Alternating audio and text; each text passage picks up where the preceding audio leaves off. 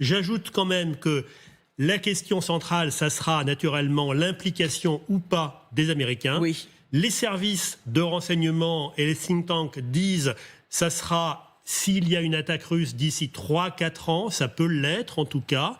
D'ici là, normalement, Trump ne sera plus au pouvoir et donc la situation géopolitique peut vraisemblablement basculer.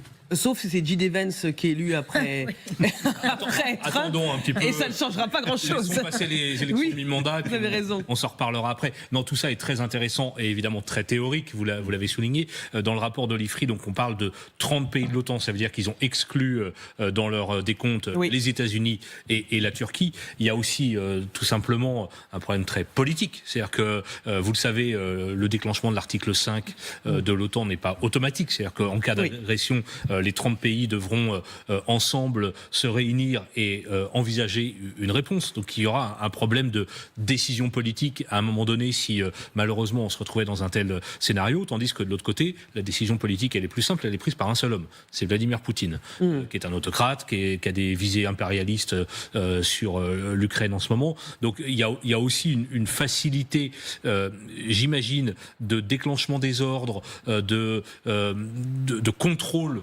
sur une armée très puissante comme l'a décrite Sylvia, alors que nous on est quand même 30 pays et on sait qu'au sein de l'OTAN il peut y avoir des tiraillements.